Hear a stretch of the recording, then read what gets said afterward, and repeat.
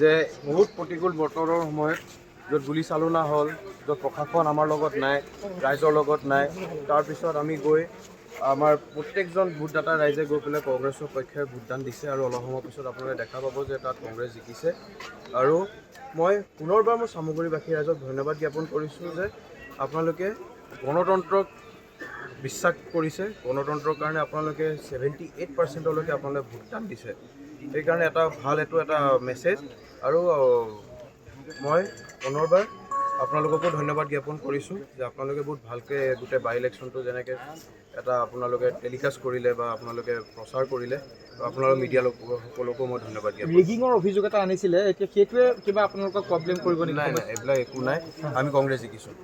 যে বহুত প্ৰতিকূল বতৰৰ সময়ত য'ত গুলী চালনা হ'ল, য'ত প্ৰশাসন আমাৰ লগত নাই, ৰাইজৰ লগত নাই, তাৰপিছত আমি গৈ আমাৰ প্ৰত্যেকজন ভোটদাতা ৰাইজে গৈ পেলাই কংগ্ৰেছৰ পক্ষে ভোটদান দিছে আৰু অলপ সময়ৰ পিছত আপোনালোকে দেখা পাব যে তাত কংগ্ৰেছ জিকিছে। আৰু মই পুনৰবাৰ মোৰ চামগুৰিবাসী ৰাইজক ধন্যবাদ জ্ঞাপন কৰিছোঁ যে আপোনালোকে গণতন্ত্ৰক বিশ্বাস কৰিছে, গণতন্ত্ৰৰ কাৰণে আপোনালোকে 78% আপোনালোকে ভোটদান দিছে। সেইকাৰণে এটা ভাল এটা মেছেজ। আৰু মই পুনৰবাৰ আপোনালোককো ধন্যবাদ জ্ঞাপন কৰিছোঁ যে আপোনালোকে বহুত ভালকৈ গোটেই বাই ইলেকশ্যনটো যেনেকৈ এটা আপোনালোকে টেলিকাষ্ট কৰিলে বা আপোনালোকে প্ৰচাৰ কৰিলে, আপোনালোকৰ মিডিয়া সকলকো মই ধন্যবাদ জ্ঞাপন কৰিছোঁ। ৰেগিঙৰ অভিযোগ এটা আনিছিলে, এতিয়া সেইটোৱে কিবা আপোনালোকক প্ৰব্লেম কৰিব নেকি? নাই, এইবিলাক একো নাই, আমি কংগ্ৰেছ জিকিছোঁ। ঠিক আছে। যে বহুত প্ৰতিকূল বতৰৰ সময়ত য'ত গুলী চালনা হ'ল, য'ত প্ৰশাসন আমাৰ লগত নাই, ৰাইজৰ লগত নাই, তাৰপিছত আমি গৈ আমাৰ প্ৰত্যেকজন ভোটদাতা ৰাইজে গৈ পেলাই কংগ্ৰেছৰ পক্ষে ভোটদান দিছে আৰু অলপ সময়ৰ পিছত আপোনালোকে দেখা পাব যে তাত কংগ্ৰেছ জিকিছে।